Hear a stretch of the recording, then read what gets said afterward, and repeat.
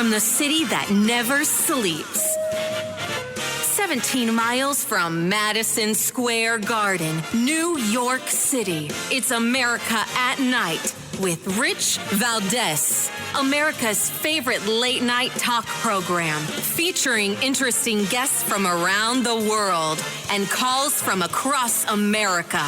And now, here is your host, Rich Valdez.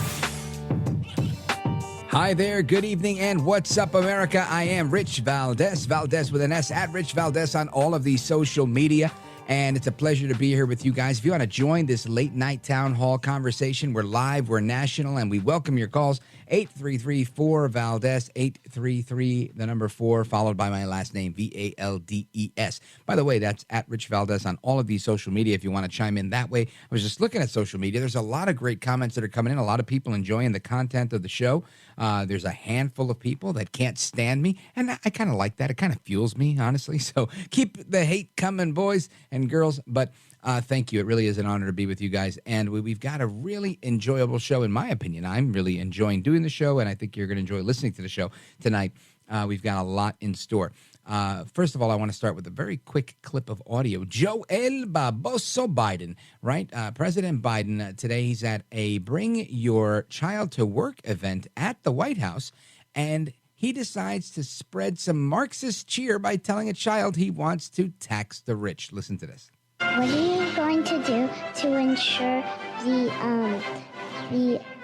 health care and money for the employees of the White House? What am I going to do to make sure we have health care for the employees of the White House? We're going to make sure that we tell the American people what we're doing and why if everybody paid their fair share in taxes, if the super wealthy, like regular people, paid their fair share, we could easily afford this. You know, we have 1,000 billionaires in America. They only pay 8% of their taxes. Your moms and dad pay 25% of their taxes. They don't make anywhere near that. So we just got to make sure everybody pays their fair share. And we can do all these things.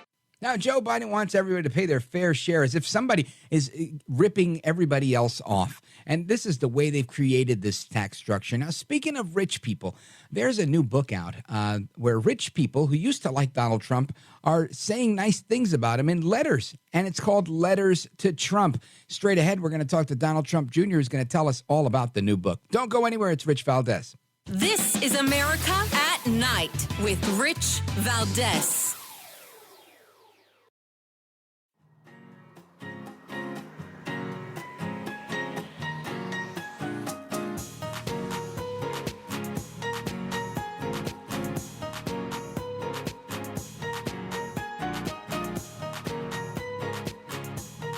America at Night with Rich Valdez. All right, America, welcome back. Rich Valdez, Valdez with an S, at Rich Valdez on all of the social media, and our phone number, if you want to give us a call, 833-4-VALDEZ. Now, as we were discussing a little earlier, we've got an update coming from Donald Trump Jr. There's a lot of news that has surfaced, and I want to get his take on it. Donald Trump Jr., welcome to the program, sir. How you doing, Rich? How's everything? Thank God we're doing good, brother. So I'm looking at some of the news today, and I see that good old Hunter Biden has had some meetings that were set up by Anthony Blinken using a private email address. And it seems like the Dems use the same exact playbook each and every time, and they always end up getting caught with their pants down. Well, the problem is, Rich, they get caught, but there's never any consequence because if you're a Democrat, you can do that. Just like, you know, there's the article about Hunter Biden's literally hiding in the White House to avoid being served paternity papers. And I mean, but think about that for a second. I mean, this is, you know, when I attack the, how dare you? He's the son of a he's not. It's like he's a 4-year-old, right? He's a 51-year-old dude, 52-year-old dude. You know, selling art to the, you know, unknown buyers magically with no real artistic experience or otherwise for millions of dollars. I mean, it's a clown show. You know, if it was the Don Jr. laptop from hell and I did one of the numerous degenerate acts that are on all of the laptops that seemingly are controlled by all of our enemies as well, it would all be a problem. And yet it's nothing. And if you say something about it, then, you know, you're going after a child. The lunacy never ends. And then, of course, Blinken is tied to pushing the CIA directors and the other intelligence officials to writing the letter to say that it's Russian disinformation to sway an election, which I've heard was election interference. But apparently that, too, only goes one way. Yeah, everything goes one way. But eventually, like I said, they always end up getting caught. Yesterday, I was looking at the little cheat sheet, and we've seen these before, these little palm cards, these index cards with Biden. But what I found remarkable is that he's got one that says he is a participant, and it doesn't say like Joe Biden or the president. It says YOU in all caps. And I'm thinking, how bad must the condition be, right, where you have to remind somebody, hey, you stand here, YOU, all caps. Well, you see that. You see him being guided by, I think this video, one time being guided by a blind individual who still had a better sense of presence of where they were and where they needed to be. You see him, guided by, the military aides, and he's walking aimlessly, or he misses the turn and they got to capture him, or you see them whispering directions. I mean, it's a caricature of itself. Our enemies are watching. People are looking at America, and they realize we're failing. The whole thing's like it's a big act. I'm waiting for Ashton Kutcher to jump out of a cake and punk us, but it's actually happening. And this guy or whoever's actually controlling him are making decisions that our children and grandchildren will be beholden to for generations. And again, yeah, we catch him. That's great, Rich. But like whatever happens, nothing ever happens. There's never any consequence. It's like every lie that you got us now. Okay, well, we'll just move on. We'll pretend it never happens. The media won't talk about it. There's no critique. There's no nothing. So, we do a good job of dunking on people online. Look, we got them, but like, what does it mean? They still take the win. 2 years later, no one cares. We'll find the same thing about probably everything out there, including the elections. And, it's a little late now. We can't do anything about it now. Right. It's a truly sad state of affairs. When this is a interesting point, because I feel like you do in that respect, where this has been going on for a long time. It always happens. They know that. And that's why I think when people make these big to-dos about something, they go, well, nobody's going to care in a couple of years when that becomes reality. So whatever. And this is the system. And it's great that, people are trying to expose it and people are trying to find it. But ultimately, they're right. Right? They get away with it. They do get away with it. They know the media's got their back. We've seen the censorship in the media. Our side's guilty of this as well. People try to expose it, and then they get fired. Look at what happened to Tucker Carlson this week, right? The person that's actually speaking truth to power on the conservative side. He'll bring up a conservative governor and go after him. He won't ape the Paul Ryan talking points and, the perpetual war nonsense. You see the quotes in the paper today. Anonymous Republican senator says it's great now that Tucker's not there. We'll be able to push for war in Ukraine without resistance. It's like, what? So your constituency doesn't want that, but you're going to do it anyway. The anonymous, the one that I really love is the anonymous Pentagon sources. They're thrilled. Tucker was seriously, viciously attacking the military. No, he wasn't attacking the military. He was attacking incompetent military leadership that's hoping to get a board seat on Raytheon when they retire and make billions of dollars by sending your kids to war, in a useless war for another crap hole country and a corrupt country like the Ukraine. That's not being a Putin apologist. That's being a realist and understanding that they're both corrupt dictatorial regimes that are scamming us blindly. But, hey, the one voice that has it, even if it's, one of the largest voices on the network, they'll can him. It doesn't matter. And you know what they'll probably do? They'll probably pay out whatever it is, $20 million, $30 million, $50 million, whatever it is on his contract to prevent him from actually speaking elsewhere. They'll eat that to make sure that he can't have that so that they can get their uniparty control and push that on the American people. And that should truly scare us because it's not just, us versus, the libs on this one. Like this is, both sides of the mainstream establishment doing this to the American people. No question. And, that was where I wanted to go with this next, was to talk about this media censorship. Tucker puts this thing out yesterday, this video, and he says, see you soon. And it's great. He talks about having hope, and I think that's fantastic, and I think we should all have hope. However, I'm thinking what you're thinking. They're going to pay out whatever they owe him on his contract. They're going to do everything they can. I mean, in my business, in the radio business, that's what they do. It's pretty standard practice. You don't just get to leave and go talk on some other network. You're going to be off for a year at minimum with non-compete. So I'm thinking, Tucker's got to have a deal like that in place. It's not just that they're going to prevent him from going somewhere else on cable. I imagine they'll try to prevent him from streaming, from having a podcast, from showing up on other people's podcasts, whatever it may be. They're going to make sure that he does not have a voice through the 2024 election. And that's my opinion. I don't base that on anything, I haven't called Tucker to bother him about it. I figured, they're probably dealing with enough garbage this week. But, sure. I understand how that world operates, and, it's scary. Yeah, well, I think you're right on track, and that was going to be one of my questions: was can we expect to see him on Truth Social? Because I think that would be a great place to see him do something, or something on Rumble. But it seems like they're going to try and jam him up. Yeah, I think they'll prevent that. Again, and Tucker's he's not a big guy on social anyway. It's not, he doesn't live there. He doesn't. I've been to his house. He didn't have a TV in his house.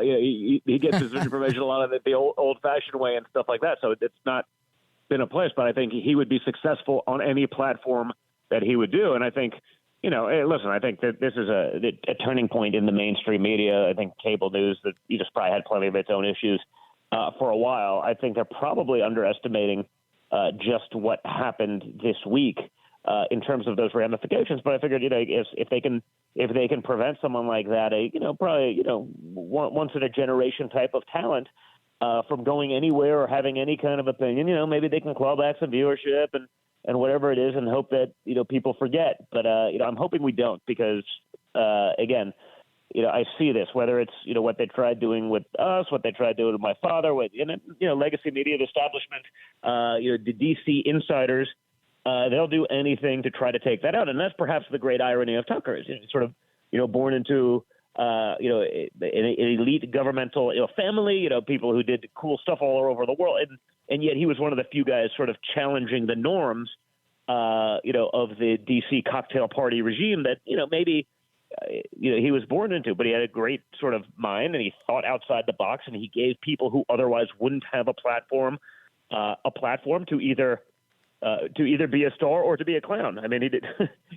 he certainly got many people to show that they were clowns. And I guess you do that to enough Republicans, and the establishment media is going to have a problem with you. Yeah, and you mentioned your father, and we're talking about the media, and part of the media that you guys have taken on, not only just social media with Truth Social, but publishing as well. And anybody who's joining us right now, we're on with Donald Trump Jr. From 45 Books, and your dad has a new book out right now, and I know that you guys are actively promoting the book because, from what I've heard, it's a fantastic book filled with letters to Trump, which I think is so cool. Tell us about it. Well, listen, it was interesting going through, over the last few years, moving down to Florida, kind of cleaning out a lot of the stuff that we were dealing in New York, just getting away from that craziness. Found this archive of letters over, my father's 40-year career, even before politics, and you see, dignitaries, presidents, royalty, Hollywood actors, many of whom became incredibly vocal about Donald Trump.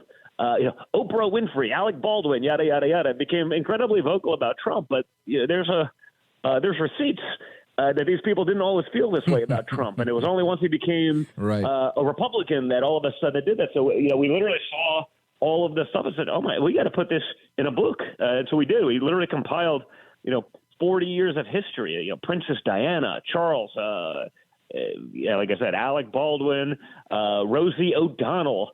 Michael Douglas, just, amazing, and then, Nixon, a lot of correspondence between my father and Richard Nixon and Reagan. And, I'm just like, oh my God, we got to just put this all in there. Now, I think, some of the conservative presidents, I imagine their opinions would have stayed the same. Some of the more liberal ones, not so much. And so it was just interesting as you see, again, the hypocrisy that's out there. These are such principled people, and he's so terrible, and he's so racist, and that's weird. Here's 10 years of correspondence between you and him where you're kissing his butt, or there's some that actually said they should maybe run on a political ticket with him. That's sort of interesting, because I imagine that'd be different now. And you just sort of understand how made up some of this world is, whether it's the opposition or their personalities. But either way, it's sort of like Anthony Fauci, right? You have the emails to his colleagues, and then you had what he told the American public, and the two things were exactly opposite. So one of them's a lie, but either of them make the people hypocrites, makes them, sort of despicable. And I think it's an interesting look at people, how people really are and how quickly they can change based on a narrative, not based on actual friendship or actual knowledge of the people involved. So, yeah, Letters to Trump, it just came out this week. It's sort of a cool walk down memory lane. And I think people will be pretty surprised at how many people really liked Trump before he went on and, took on the insanity that is our government. Donald Trump Jr., what's surprising to me is how many people don't like or pretend to not like Trump. As a kid growing up in Brooklyn, I remember, Donald Trump was a huge fixture in the media. And I remember, as a kid, I heard a quote, I think it was in the Daily News, and 'cause that's what my dad used to read, that or the Post. And I saw a quote from Trump, and it said, "If you think becoming a billionaire is tough, try doing it twice." And this was shortly after one of these bankruptcies in Atlantic City. Yeah. And I remembered the quote, and I said, wow, that's an amazing quote. This guy's the man. And everybody loved Trump. Everybody. Is tough. We're going to have to repurpose the quote, Rich. If you think becoming president is tough, try doing it twice. And so, exactly. Feeling pretty good right now. But, yeah, no, it's interesting. And, again, I saw that. I saw, these people that I would, oh, he's this, he's that. I'm like, that's weird. We had dinner like 3 weeks ago, and you didn't have those feelings. Right. I don't remember anybody ever hating Trump when I was growing up. Yeah, because I didn't. That's made up. Like these personalities. You should see the letters from Chuck Schumer and Bill Clinton and Hillary Clinton. It's pretty amazing. Yeah, I actually saw a clip earlier today of Chuck Schumer on an early episode of The Apprentice with some of the people, and he was saying, "Oh yeah, Donald Trump is he's headed places." And I thought that didn't age well for you, Chuck. Anyway, Donald Trump Jr., let everybody know, please, where they could find this book and how they could get. I always tell people to get 2 copies of the book, one for themselves and one they can give away. Well, you can get it at 45books.com. That's sort of our direct for the publishing company. I know a lot of the conservatives don't want to go to Amazon or otherwise because of the nature, but you can get it at Amazon, Barnes and Noble as well. But if you want to go sort of direct, you can just go 45books.com. Check it out there. Letters to Trump, and I think people will really enjoy it. I think they'll appreciate it, and again, it sort of makes sense of the insanity, or at least explains something that most people wouldn't think were rational, but that's the world in which we live today. 100%. Check out the book, folks. Letters to Trump on 45books.com. And Don Jr., you have a platform on Rumble where you share your thoughts. Let everybody know in case they want to hear some of your analysis, opinions, and rants. I know I get a kick out of them. Well, yeah, I have a podcast on Rumble. I did that because it's a platform that actually believes in free speech, so people can see that. I do it twice a week on Mondays and Thursdays. I actually just today interviewed my father about the book. So, if you guys are bored over the weekend and you want to watch a podcast, that's probably an interesting one, talking about life, talking about some of the hypocrisy. So that's just, under my name on Rumble on that platform. You can download the app or you can just do it directly online on the web. But, check it out there. And, again, it's one of those platforms they allow for free speech. You can say what you want. So, I say the stuff there that I probably wouldn't be able to get away with on some of my other social platforms. And while I push those relatively far, I think we go all the way over there. So I think anyone that likes my content will like that even better. Thank God for liberty and Rumble. Donald Trump Jr., exactly. I want to thank you for joining us. Godspeed to you, your dad, the family. Keep up the great work. Thanks a lot, my friend. I appreciate it. Do well. You got it. All right, folks, your calls and more straight ahead at 833-4-VALDEZ, 833-4-VALDEZ.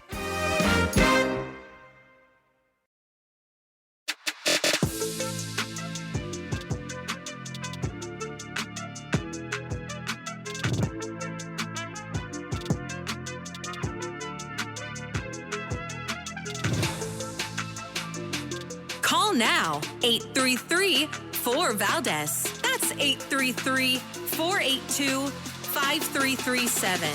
833-4-VALDEZ. That's Valdez with an S. All right, America, welcome back. Rich Valdez here with you.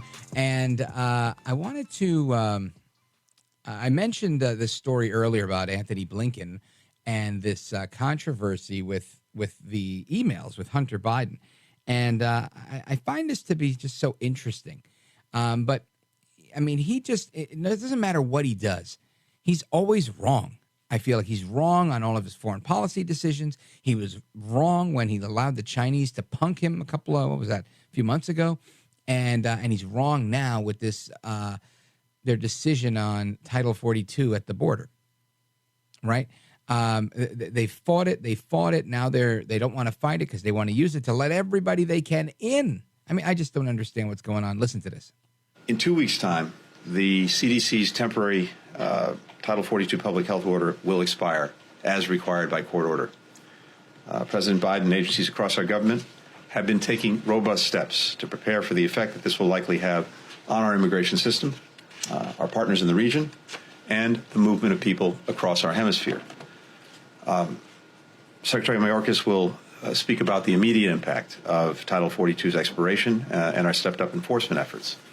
But first, I'd like to take this opportunity to put this in the context of our broader approach to migration in the region, which we'll continue to build on in the coming weeks.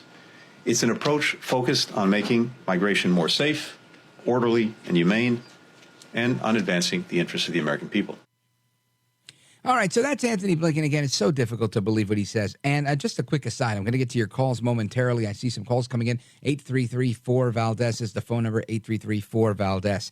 Now, it's the same Anthony Blinken, right? The one that allowed the Chinese to punk him. He got bullied by the Chinese. It's this same Anthony Blinken who was then Deputy Secretary of State, who was exchanging emails with Hunter Biden. Right? So not only is he here, propping up Mayorkas, and we're going to get to Mayorkas in a minute, but I want to talk about this story with Hunter Biden, because I just think this is so interesting that there were meetings that were being set up, lunches were being set up by Blinken using his personal email address instead of his government address. And the batch of emails that was reviewed by the Washington Examiner that's put this article out, they deal with conversations between Blinken and Biden when Blinken served as Deputy Secretary of State under then President Barack Obama.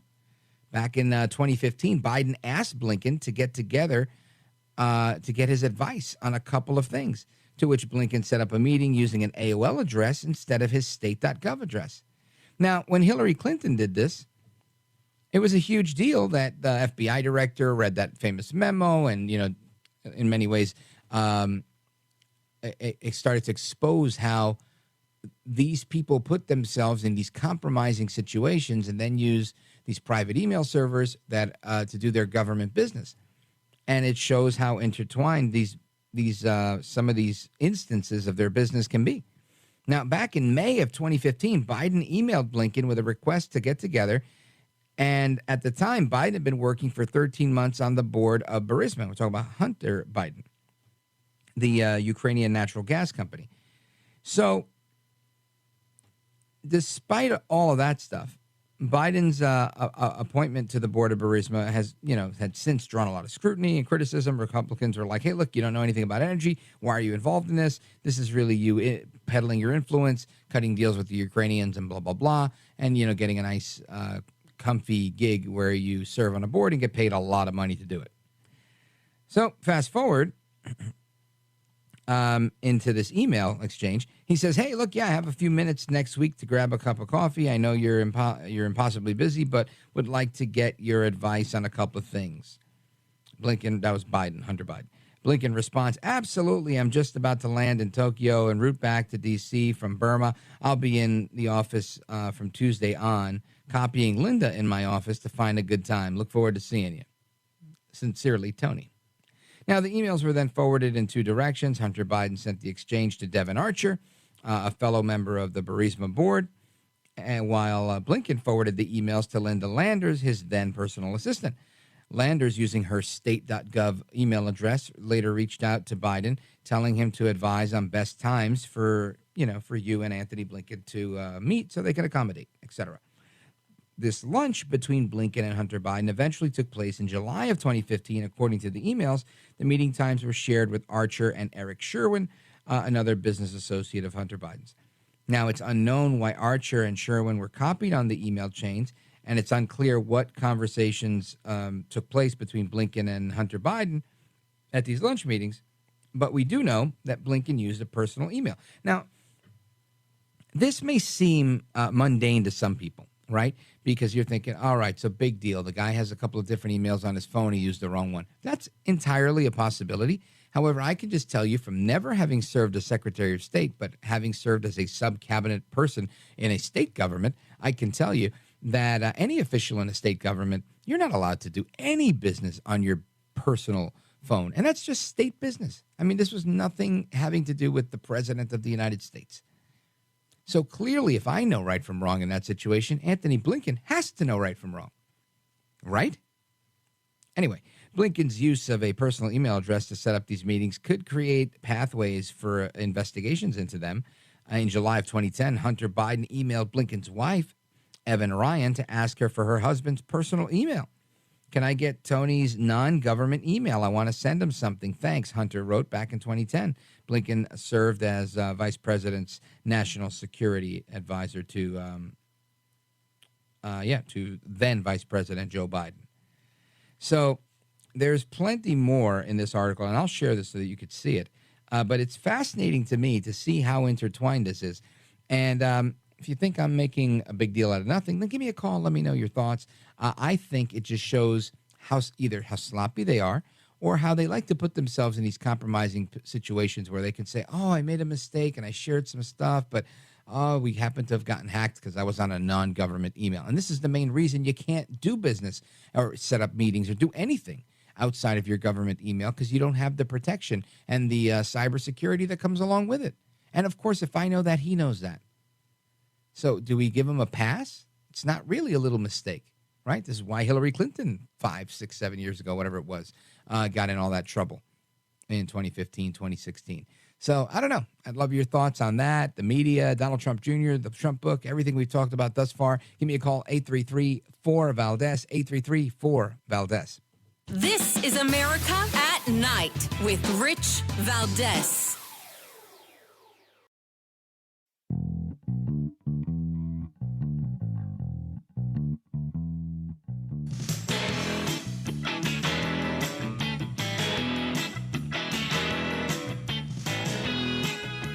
I want to listen to you, Rich, all the time. America at Night with Rich Valdez. All right, America, welcome back. We're going to get to your calls right now, 833-4-VALDEZ, 833. You know the number. Just give us a call. All right, let's go to Nate in Williamsport, Pennsylvania, WWPA. Nate, go right ahead. You're on with Rich Valdez. Welcome. Hey, Rich. Good evening. Hola. So what I keep thinking is going to happen is they're going to use Hunter Biden as a pawn to convince Dad not to run again. You know, your last official presidential duty is to veto, or not veto, but pardon your son. And once he does that, then step down, and it's all going to go away. Could be. I mean, but he could easily pardon his son and still run.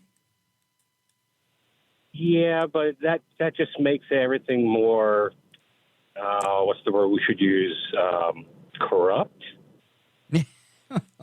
Yeah, I mean, I get it. I just think, you know, he's within his rights to do that. It's weird, and we haven't seen it before. And it'd be interesting to see how the media would handle it, right? I mean, I don't know why I would think that the media would do anything but go, well, yeah, he's allowed to do it. There you go. Thanks. Take care. Have a good night. Nothing to see here. But I would be curious. I think there's a few people like that guy, Simon Anteba. He's terrific. He always goes in for Biden. You got a few people. Peter Ducey from Fox. He's a good one. There's a few that are willing to ruffle the feathers of the administration. But I agree with you. I mean, with respect to Hunter being a pawn, it seems like he is, lamentably. And a lot of times the children of politicians become pawns one way or another. This is similar to what they did with Michael Flynn, former national security advisor. You know, he stood strong. They kind of suckered him into the statements that they said he made that were inaccurate. And upon making those statements, which everybody felt were not a lie, but more than just, misspeaking or whatever, when they wanted to get him on something, they started to pressure him and say they were going to go after his kid. And that, he sold his house. He used all his life savings. He had a legal defense fund. I mean, they really tried to break him, and they used his kid as the linchpin. And it's vicious the way they attack it. But that's what they do. And it's a damn shame. Now, what do you think about the latest with Joe Biden? If he's not running, who runs? Honestly, I see Kennedy running. He's already put his name in, and he may actually be a decent choice. He's not your typical Democrat. Right, yeah, he's an old school Democrat, an old Kennedy Democrat, even though he is a Kennedy. But, yeah, I hope that's true, honestly. I hope it's true. I would love to see that. I think that would be a great race between him and Trump and whoever else is on the Republican side. But I just don't see it happening for a million different reasons. Can't wait to see how it plays out, though, because I think he has the ability to be a spoiler, and I'm talking about RFK Jr. I think he's got a real shot at being a spoiler, but we shall see how that plays out. Thanks, Nate. Appreciate it. Big shout out to everybody listening in Williamsport, PA, WWPA. Let's quickly go to my buddy Steve, Atlanta, Georgia, WGKA. Steve, go right ahead. Steve going once. Steve going twice. All right, well, we don't have Steve. I guess Steve was offended by my hair. I'm kidding. It's probably the deep state getting to his phone line. But I want to go back to this audio of Alejandro Mayorkas that we were talking about a little bit earlier. Now, Alejandro Mayorkas, he's at the State Department earlier today, and he wants to make things better by saying, well, look, it's not just a border crisis in the United States. This is a border crisis that is hemispheric, and it demands hemispheric solutions. Listen to this. As the Secretary described, this is a hemispheric challenge that demands hemispheric solutions. Working with our neighbors in the region, we can and will reduce the number of migrants who reach our southern border. The regional processing centers announced today will be a critical addition to the programs and processes DHS has in place for qualifying individuals to obtain authorization to enter the United States before arriving at our borders. This is particularly important because we have a humanitarian obligation to cut the smugglers out. So that's Homeland Security Secretary Alejandro Mayorkas, and he says we've got to cut the smugglers out. Now, I want to believe everything he's saying, but I'm also not blind, and I have a little bit of a memory, and I know that he hasn't done a damn thing to make it stop. As in Spanish, they would say, hasta la fecha, up to date. He's never done that. So then you tell me why I should believe a word he's saying. And, of course, we can't, right? The only thing that we can do is take the key words here, these hemispheric solutions. Right now, he's the Department DHS, right? Department of Homeland Security, not the Department of Hemispheric Solutions. But he wants to think that. These guys are all a bunch of globalists. And they feel that the answer is in us fixing whatever and whatnot in the Northern Triangle. And bottom line is, I can't control why there's a rash of burglaries in my neighborhood, let's just say, right? Hypothetically speaking. I can control what happens once you break through my window and what I do to you once you're inside my house, right? That is my border security. I can control that. I can't control why, your neighborhood has a bad problem with jobs and nobody's making money, so you got to come to my neighborhood and rob people. None of that has anything to do with me until you bust through my window.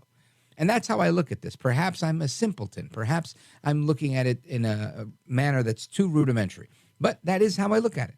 And I can't for the life of me think that we're going to stop illegal immigration at our southern border when we're, me being a hypothetical DHS secretary, by trying to create a hemispheric solution, right? Not just including a couple of countries. He's talking about a whole hemisphere now. So now we're going to, be a hemispheric globalist, if you will. Listen, that's a bunch of crap. I don't buy it for a second. And then he goes on, right? He goes on to talk more about what's going on with these encounters and how they're going to increase when Title 42 ends. Well, shoot. I think we heard Tom Homan talk about that. We've heard a bunch of people talk about that right here on this program. Mark Morgan, all of these guys that were both I like to say they're like practitioner faculty, right? They come on here, they're very professorial, they know everything that's going on, and they were in the thick of it in the administration. And Morgan was the border chief under Obama. So, he served the last 2 presidents, probably more than that, but those are the ones I know about. They all said that this would happen when they were calling for it, but yet it was the same administration, the Biden administration, that fought this Title 42 until it didn't. What's going on? This is called, it's an election year. And they'll tell you anything that you want to hear to make it sound like things are going to get better. But come May 11th, we're going to have a problem on our hands. So we're going to talk about that in the next segment. But until then, give me a call, 833-4-VALDEZ. This is America at Night with Rich Valdez. Call now, 833-4-VALDEZ. That's 833-482-5337. 833-4-VALDEZ. That's Valdez with an S.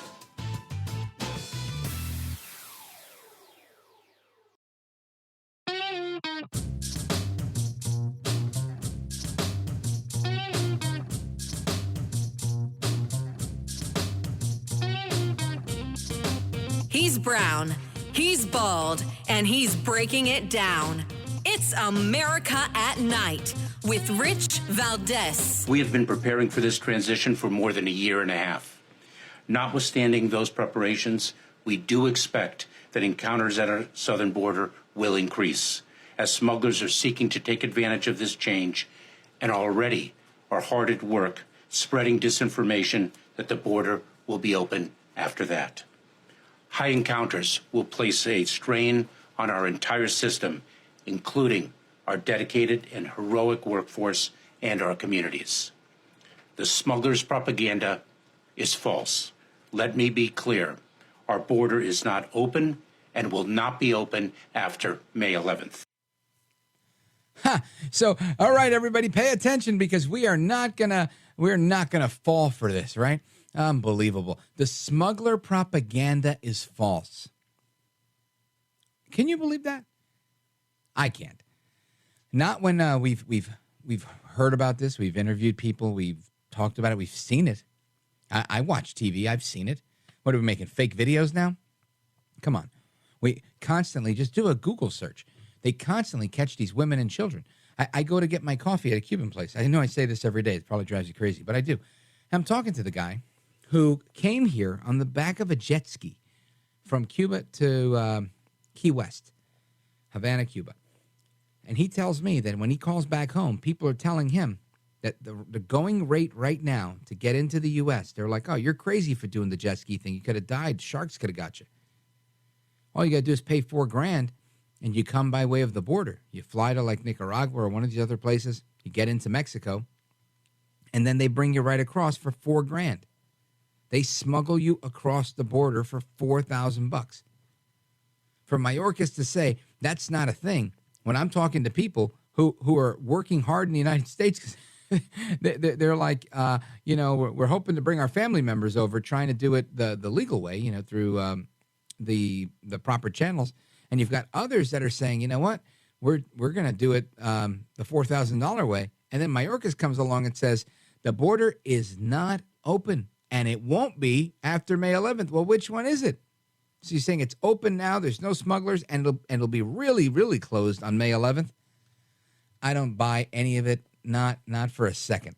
Anyway, speaking of the borders, there is a big rally coming up in Texas, and you don't want to miss about that. It's called Rally to Repel Border Invasion. It's happening on Saturday, and tomorrow Ted Nugent is going to join us on this program to talk about it. He's going to be at that rally, so stay tuned for that. Ted Nugent will be with us mañana.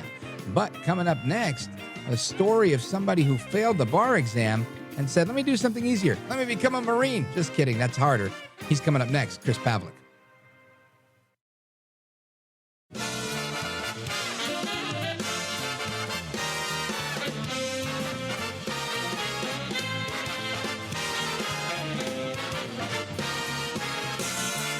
Live from the city that never sleeps. 17 miles from Madison Square Garden, New York City. It's America at Night with Rich Valdez, America's favorite late night talk program, featuring interesting guests from around the world and calls from across America. And now, here is your host, Rich Valdez. Hi there, good evening, and what's up, America? I am Rich Valdez, Valdez with an S, at Rich Valdez on all of the social media. And our telephone number, if you want to join our late night national town hall forum, feel free to do so. 833-4-VALDEZ, 833, the number 4, and my last name, Valdez, with an S, by the way. You can also chime in on any of the social media platforms, at Rich Valdez with an S, if you want to leave a comment that way. I saw a few coming in from some of the haters, and they were very funny. I had a good chuckle during the break, so keep them coming. But some breaking news. United States Army helicopter has crashed in Alaska. More on that at the top of the next hour. Plus, a man's girlfriend is accused of killing a 6-year-old and leaving the body in a bucket on the mother's front lawn. They've got security footage of this happening. We'll talk about that briefly. I really hate talking about violence against kids. But lastly, there's another story here that the authorities in Nashville have released the Nashville shooter's manifesto. And I think we'd already gotten a lot of tidbits on that, but there's always something to be told when you finally get these things. So we're going to talk about that. And these are all difficult situations, right? It's tough to imagine what people are going through when that happens. But in looking at these difficult situations, it's what you're made of, right? You figure out what you're made of. And sometimes we're successful in things. Sometimes we fail in things. And our next guest has really learned from failure, right? He's somebody who went to law school, took the bar, failed the bar, and then decided, you know what I'm going to do? I'm going to find meaning by becoming a Marine. And you would think becoming a lawyer is hard enough. Let me do something that's that much harder, becoming a Marine. His name is Chris Pavlak. He's the author of From Lawyer to Warrior, Failing the Bar, Becoming a Marine, and Finding Meaning. Chris Pavlak, welcome. Hi, Rich. Thank you. This is fantastic to be here. Thank you so much. You bet. It's my pleasure. I find your story to be inspiring and one that I wanted to hear about because I think, who can't learn from failure? And that's one of the constants in our lives is that we all fail. And I can tell you for me, I'm not always the most positive guy. I fail and I don't go, damn, well, let's see what I learned from there. I usually go, damn, right. And I leave it there. So, I thought it was really inspiring that, you failed at something and you decided to turn that into a positive. Tell us about it. Sure. Yeah. So, I've actually attempted the bar exam 4 times in my life. I graduated from law school in 2006. I took the bar exam that July, failed the first time. I took it again in February, failed the second time. And at that time, I was just not in a place to even consider taking a third time. I was not in the right headspace. And I really didn't have it in me for a third attempt in a row. Along the way, though, I had considered becoming a staff judge advocate in the Marine Corps. For all you people out there, it's military attorney. And because I'd kind of explored that option already, I had already met Marines, and I already got exposure to this culture, this ethos that really attracted me. And so when my back was up against the wall, having failed twice in a row, I said, you know what? I need to get out of here. I need to do something different. And so I joined the Marine Corps as a ground contract, not as a law contract, but as a ground contract. And, the rest is history, as they say. Outstanding. Now, this is an interesting thing because I don't know too many people that have taken this approach, and failing the bar 4 times, I think that many people would be like, man, that's it. I'm out of here. I'm never doing anything again. Right. Instead, you decide, that was hard enough. Let me try something a little bit harder. Yeah. Tell us about what inspired that.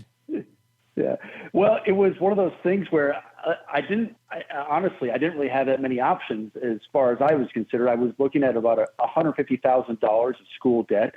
I really, like I said, I had given my all in these 2 attempts to try and pass the first 2 times and came up short.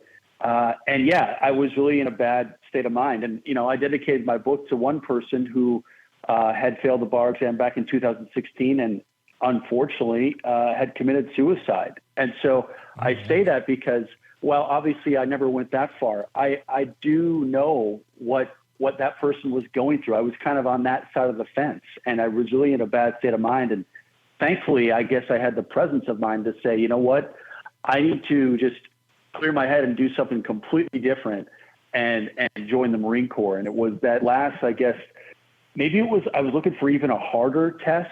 I was even looking for something to prove myself even more, to kind of like, if that makes sense, like, you know what, okay, I can't pass this test, but you know what, I'm going to try and do something even more difficult. And so I'm going to go to officer candidate school and see if I could become a Marine officer.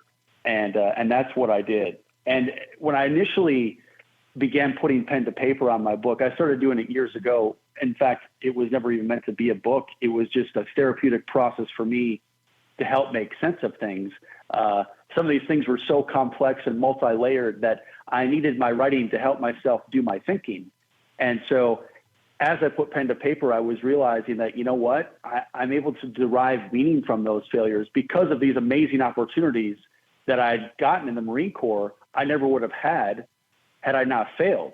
And so I was able to kind of make sense of it all. But, you know, retrospectively, it took a long time, but that's kind of how the book came about. Now, I want to rewind just a little bit to this. You mentioned that one of the people that you'd gone through this process with couldn't handle it and committed suicide. Tell us a little bit more about that. Well, I'll keep his name private, and I did not know I don't him. need his name. I just want to know, like, was this somebody from law school, and you know what was I guess as many details as you can, because I've never heard of that, and if it's a thing, you know, I think it's something we should talk about. Unfortunately, it's probably more common than most people realize. This gentleman, he had failed the bar exam in 2016, and he was well liked. He was one of those people who had, it sounds like, had always wanted to be an attorney. He was just that charismatic guy, well liked, great student, and the dream of being an attorney just really resonated with him, and everyone that knew him saw it, and everyone that knew him said, yeah, you're destined to be an attorney. And don't get me wrong, for all you listeners, like, the world needs attorneys. This is not an indictment on the practice of law. But he was one of those people that just was just drawn to it. And it's like, this is this guy's vocation. And got his results in, I think it was November of 2016. And shortly after that, took his own life, unfortunately. And there was another gentleman that I found some research on as I was writing my book. It was in 2013. He had failed it once, and he was getting ready to take it a second time and begin that long, onerous process of studying yet a second time. And shortly after he began that, he also took his own life. And I've dedicated my book to those people. And you know, it's a real thing. And we do like harbor failure. You know, it's one thing you mentioned at the beginning of the opening. You know, it's a common denominator among all of us. And I think we all know that intuitively, but it's also the one thing that seems like the most taboo. It's the one thing we will not broadcast on Facebook or Instagram. And it's kind of odd because we've all done it. We all know it, and we've all felt it, but we don't talk about it. And I'm afraid that those kids just didn't want to talk about it, or they felt so humiliated and so shameful that they didn't know where to turn. And so, yeah, it's a real thing. Yeah, nobody's proud of failure, that's for sure. Very few are. And that's why I kind of liked your story, that you took it and embraced it and made something really big out of it. But I think it's a testament of resilience when you can go through a process with somebody and who, you know, one guy fails it 4 times, the other guy fails it one time, and you failed it 4 times rather, and didn't decide to do that, you know, or was on the other side, like you said, of that failure, but chose not to do that. And I think that's the key of a story like yours, or a story like this one, is, you know, don't give up, right? And I think that's kind of what we learn in life, is we learn to be resilient. We learn we don't always have that. I think some of us feel like we ought to be more resilient than we can be or are, but it's definitely a goal. So I want to continue down that that line of the story, as well as talking a little bit about your military service when we come back straight ahead. And I want to remind everybody that we're on with Chris Pavlak. He's the author of From Lawyer to Warrior, Failing the Bar, Becoming a Marine, and Finding Meaning. It's an Amazon bestseller. And if you want to chime in on this conversation, give us a call, 833-4-VALDEZ, 833-4-VALDEZ. This is America at Night with Rich Valdez.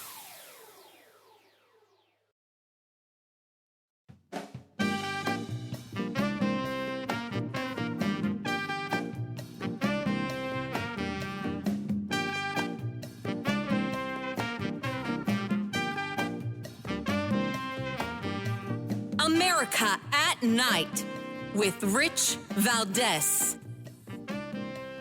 All right, America, welcome back. We're on with Chris Pavlak discussing his book From Lawyer to Warrior, Failing the Bar, Becoming a Marine, and Finding Meaning. Chris Pavlak, tell us a little bit about what happened after you went to Paris Island, Camp Lejeune, you become a Marine. What was the next step for you from there? Sure, yeah. So I had to go to Quantico for all my officer training. All officers are trained in Quantico, Virginia. And at that time, I was given, you're stratified as a lieutenant. You don't get to immediately choose what you want to do as a specialty. Sometimes people get lucky and get what they want. Other times you get your second or third choice. And I got ground intelligence, and ground intel is kind of an amalgam of both the infantry and the intel world. But when you graduate from ground intel school, you are qualified to command a rifle platoon. And so I end up going to Camp Pendleton. I get stationed at Camp Pendleton, and I end up going to 2nd Battalion, 5th Marines. And my battalion commander had been a former reconnaissance Marine, and he said he just had a soft spot for intel guys, and if there was a chance, he was going to give me a rifle platoon, and that's what happened. So where I thought, here I was going to be an intel officer and, for lack of better words, be in a skiff making maps and looking at the weather and things like that. Right. Kind of like the unsexy things. They're still necessary, but they're not as sexy. And he said, "Do you want to have a rifle platoon?" I said, "Absolutely." And so here I became like more of a pure infantry officer for my first year at 2-5. And so I was commanding 45 Marines who had been in combat in Iraq and Afghanistan, and it was a truly humbling experience. And as I looked back on things, and I looked back on that experience, and I thought, I would have never had this amazing opportunity. I would have never had these amazing chance to do these things and meet these men and serve with these men had I not failed, because who knows where I would have gone, if I would have passed the bar. So it was just a very humbling experience to be standing in front of 45 Marines, looking to you for leadership, guidance, mentorship, and professional development, ultimately, responsible to keep them safe if we go into harm's way and bring them all back home safely. It was an enormous amount of humbling responsibility. Wow, outstanding. So you come in as an intelligence guy, and you get to lead this sniper platoon, rifle platoon, and what is that like? Does that take you around the world? Where do you do that from? It does, yeah. So as a rifle platoon commander, we went to the 31st MU, which deploys to Okinawa, and that's patrol around Southeast Asia in the Pacific. So we went to the Philippines and did some bilateral training with the Philippines. We went to Korea briefly, and then we came back to Okinawa. And while we were on the ship coming back to Okinawa, my battalion commander, same battalion commander, said, "I'm going to make you the sniper platoon commander now, because as the ground intel guys, you have that training in the organic reconnaissance assets of the battalion, and that's what the sniper platoon is." And so I was already well groomed, having been a rifle platoon commander. He gave me the sniper platoon, and that was, I've looked at both. I'm extremely grateful for both these experiences in my life, but I'll probably say that rifle platoon command is the best job I'll ever have. Sniper platoon command is the coolest job I'll ever have. And you're dealing with these mature Marines, these Marines who can think. They're cool under pressure. They're calm, and they can be, behind enemy lines if need be. and they can just make decisions on their own, make good decisions, and get the mission accomplished, right? Because I would myself not be deploying with them, if they were going to be helo inserted somewhere. I would be back in a skiff having radio communications with them, and they would be telling me and appraising me of the situation on the ground. And again, if they have to prosecute a target with long-range precision fires, I have to trust them that they know what they're doing, right? And I've trained them. We've all worked together. We're training together, but I have to trust them on the ground to make that decision, as does the battalion commander. So that was immediate. Like, these issues of trust and responsibility, like, immediately came to the front as far as things we needed to cultivate between human beings, because that's what's really, that's what's on the line here is, the lives are on the line, serious, dangerous situations are on the line, and you have to have that implicit trust across your Marines. Yeah. Now, these days, I understand you keep busy giving advice on artificial intelligence and emerging technologies. What's your take on the current state of affairs with AI in the last minute and a half that we have? No, that's a good question. Yeah. So, again, my legal background has allowed me to kind of be in that world. And, I think we have to really go about it carefully. We have to think about what we mean when we say ethical AI, and when we think about regulatory compliance. What does it mean? We certainly need to have humans in the loop as to the extent possible. I do see, places where AI is going to be useful for those mundane tasks that don't need human oversight. We just got to make sure we draw a clear line between what those tasks are going to be and what they're not going to be, and be clear about that, and make sure humans have oversight on everything, especially when it comes to, military applications. And let everybody know where they can get a copy of your book and follow the work that you're doing. Of course, yeah. LawyerToWarrior.com, LawyerToWarrior, one word.com. And the book is also available on Amazon. My LinkedIn profile is available, Christopher Pavlak, LinkedIn. But yeah, my book's available on Amazon right now. All right, folks, check it out, LawyerToWarrior.com, LawyerToWarrior.com. Chris Pavlak, great story. I appreciate it. Hopefully we'll have you back on to talk about some AI ethics and policies around that, because that seems to be a big story that doesn't seem to be going anywhere. But I appreciate your service and your time with us tonight. Thank you so much, Rich. Pleasure to be here. You bet. All right. Now, folks, more to come straight ahead. We're going to get to your calls in a little bit. Open Phone America starts at the top of the next hour. But we also are going to talk about what's going on in foreign policy. There's a lot of craziness that's going on. We've got stuff happening with Sudan. We've got things happening with the South Korean president coming and meeting with President Biden. We've got North Korea that's always trying to flex every now and again. Everybody's reaching, and we're going to see what happens with all that. And we're going to connect with one of Heritage's fellows on foreign policy, Brent Sadler. He's coming up next. And I'm looking forward to that conversation, because when it comes to foreign policy, shoot, there's too much to keep up with, right? So we're going to keep you up to speed on everything that's going on in America at night and what's going on abroad. 833-4-VALDEZ is the phone number, 833-4-VALDEZ. It's America at Night. We're coming right back.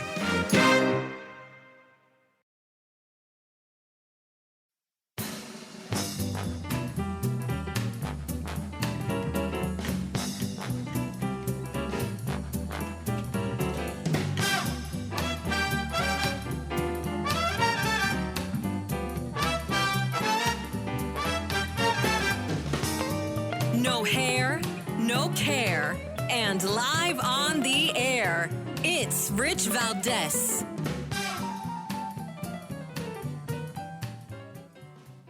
All right, America, welcome back. Rich Valdez, and our guest is Brent Sadler. He's Senior Research Fellow for Naval Warfare and Advanced Technology at the Center for National Defense at the Heritage Foundation.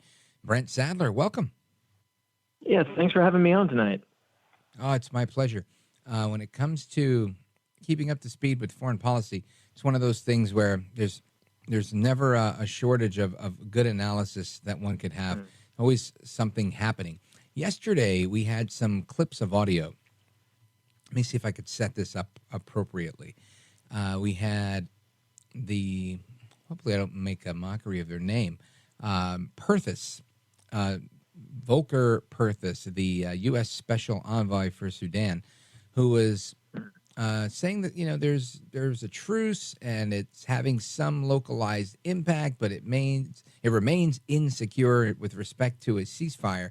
And I guess I'm trying to figure out what's going on there, but I want you to hear what he had to say. Listen to this. It seems to be holding in some parts so far. However, we also hear continuing reports of fighting and movement of troops. The Sudanese armed forces and the rapid support forces have both accused one another of violating the ceasefire. So, Brent Sadler, help us understand what is going on in Sudan, and can we expect a change? I don't think we're going to see a change anytime soon. This has actually been several years in the making. You have two rivals that are kind of effectively running a caretaker government, but it's really a rivalry over control of the government. There was this understanding years ago that to be a transition to a civilian government, pluralistic or democratic of some favor or flavor, and our diplomats and probably more Western diplomats were committed to that, rightfully so, but I think they were blinded to what was happening, and that was posturing and positioning for a military showdown that's unfolding right now. And those comments indicate that don't really have a lot of clarity about where and how extensive the fighting is. That's my assessment of those comments, but I don't think anything's going to change in the near term. Now, what are the, greater implications of how this will eventually affect the United States? Well, so there's a lot going on in the world. Sudan is the one that popped up most visibly because Americans at the embassy were kind of caught unawares, and it was a question over the weekend how they were going to get them out of an active war zone. Thankfully, they got out. But there's still more Americans there, and the question is, how do you get the rest of them out? How does it impact our geostrategic interests, I think, is probably a more pertinent question in the longer term. And it's worth remembering that Port Said, this is the port where a Chinese ship came in. Two of them came in to extract Chinese nationals out of Sudan. And it's on the Red Sea. And it was also potentially a Russian base up until fairly recently. There were negotiations, and the Russians were almost sealing the deal to base a nuclear submarine there, and I think 4 other ships. So Sudan does have the interest and some inroads from our rivals, like Russia and increasingly China too. But Sudan won't necessarily be the real centerpiece that we need to be concerned with. I would look more to the east. What we just saw today, just a matter of hours ago, another large display of the Chinese forces around Taiwan. That one got my attention for a couple of reasons. Well, let's talk about that because China seems to have been flexing their muscle and intimating that, we're coming after Taiwan. And many say, well, that's what China does. They have a very weak military, even though it's growing and blah, blah, blah. And it's just more saber rattling from the Chinese.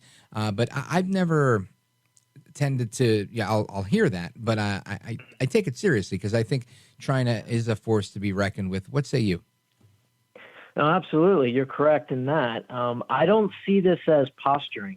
This is more practicing and conditioning the Taiwanese, wearing them down, tiring them, but getting them used to a certain routine. They fly their aircraft, large number, they get to the median line, which is this de facto separation between the mainland and Taiwan, and then they turn around. And so the Taiwan pilots get used to a certain type of behavior, and then the Chinese change on them, and that causes a lot of shock. Could also be covered for an actual test, a kinetic test of their resolve to fight. The same thing happens with us. We get conditioned to this higher activity around Taiwan.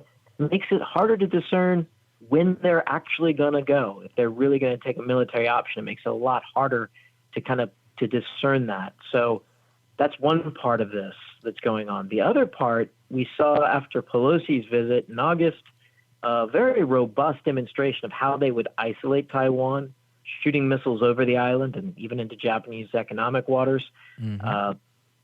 Naval vessels patrolling around and doing missile exercises themselves, live fire drills, and a large display of naval and Air Force aircraft around the island.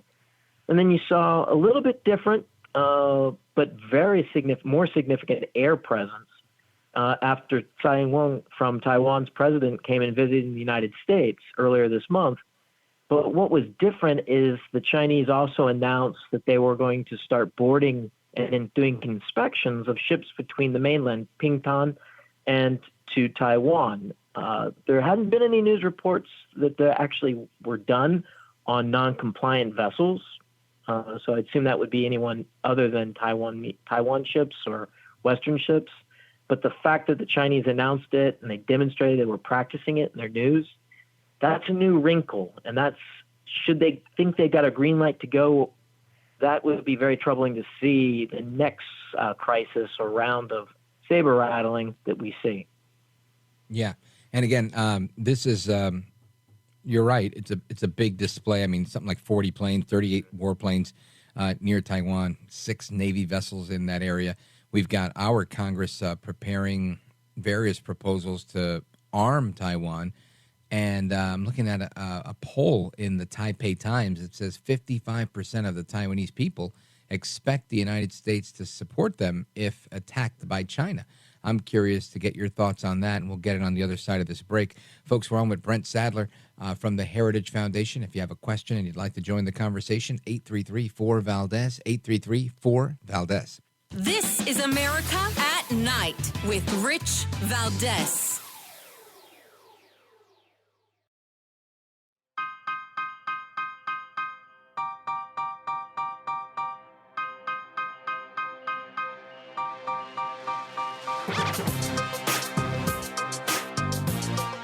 America at Night with Rich Valdez.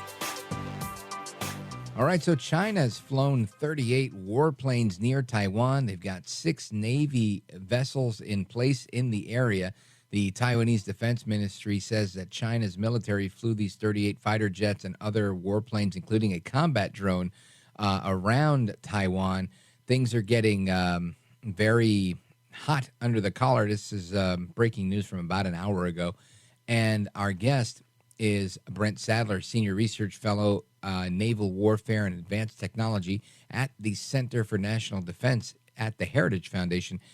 Brent Sadler, the Taipei Times has a poll saying 55% of the Taiwanese people believe that the United States is going to support them if they're attacked by China. I used to think that was a given. I'm not sure I believe that anymore, given the stance that the Biden administration's taken on just about anything. What say you? Yeah, President Biden, most of the folks that are in his team are politicians at the end of the day. And as we saw in Ukraine, with enough political, I guess, antagonism from the electorate in the United States, and also some from our allies, they can be pushed in to do the right thing, as they did in Ukraine eventually. In Taiwan, I can't imagine any American politician kind of standing by. And the most notable reason that I say this, and I've had this debate for well over 10, 15 years with policymakers, uniformed and non-uniformed.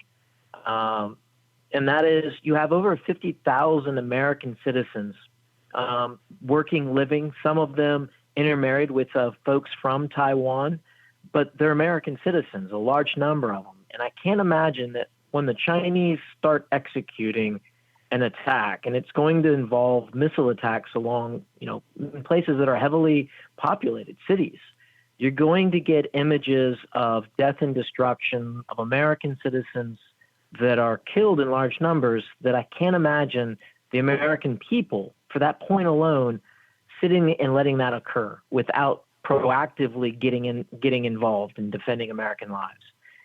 The Japanese have a similar calculation. They've changed dramatically since Putin's invasion, this last invasion in 22 of Ukraine. They also see it as part of their their direct national interest to be that Taiwan remain secure and that the dispute with the mainland is resolved peacefully. So it's not just the United States. We've also got some powerful partners that would pull us and push us to do the right thing in a case of a Chinese assault on Taiwan. So if that is in fact the case, do you think China, for lack of, I guess, a better way of putting it, do they give a damn the United States will take action, or do they just not care that the action of the United States may not be enough? So, hey, why not? It's worth the risk. Yeah, there's a few things that have to happen in Beijing for them to pull the trigger, and it's important on our political and military leaders that they wake up every day and they go, today's not the day. There's two parts of the equation. One is the military balance. For the longest time, the mainland just had to worry about Taiwan till '96 when we took 2 aircraft carriers and stood up for the Taiwanese in their first really free national elections. And then the calculation changed in the military balance again when President Obama went and grudgingly acknowledged that defense of the Senkaku Islands administered by Japan would trigger our national defense treaty with Japan. And so the Chinese had to go back yet again and do the calculation and say, wow, we've got more military we have to deal with. But they've been doubling down. They've doubled and quadrupled the size of their military and modernized it in the last 20 years. So they're less and less fearful. So that military-to-military balance getting weaker. The other thing, and this is, war is a game of chance. No matter how good you are, things always kind of go sideways when you least expect it. And the Chinese Communist Party hates risk. They're very risk adverse. And so this other part of the equation is political control. Can they control the events that unfold? And this is where what's happening in Ukraine is extremely educational for them. But today, I would say the balance is today's not today, but that's fast eroding. All right. Brent Sadler, I want to go to a call from Paul in Zanesville, Ohio, WHIZ. Paul, you're on with Brent Sadler from the Heritage Foundation and me. Go right ahead. Good evening, Rich and Mr. Sadler. Mr. Sadler, I'd like to ask you, what do you think the chances are, and I heard Gordon Chang say this on Newsmax TV, that China's just waiting for the opportunity. They're waiting for maybe a Taiwanese aircraft or United States aircraft or somebody to fire on them and provoke them into a war. And they know that Joe Biden's weak. What do you think the chances are that that may be the case? Thank you, Paul. So, thanks, Paul. It's a great question. And this administration often kind of gets this wrong in my mind. There's never been a major war that started and then stayed a major war for days that was by accident. So you're right. The Chinese would orchestrate something that would look like an accident as a pretext. So that's not an accident. And I think they are. I think they want to test. They don't want to go to a full-on war right now because they're not really sure about all the risk and the odds. So I see in the next couple of years, it's more likely that, given a political context like elections in Taiwan next year, that you get something where you basically trade paint with a Chinese warship and an American warship, or you have an so-called accidental shoot down of one of our aircraft to see how we respond. And if we do not respond forcefully and quickly, the Chinese will take the wrong lesson from that and will probably have a bigger test or a conflict to follow shortly after. So little test, very important little test with us, military resolve, and you got to handle it right. And I worry about that greatly.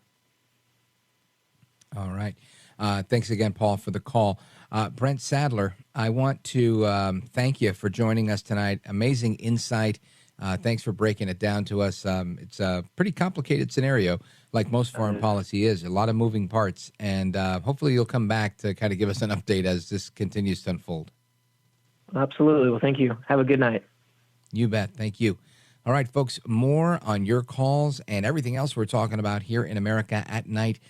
Straight ahead, 833-4-VALDEZ, 833-4-VALDEZ. This is America at Night with Rich Valdez.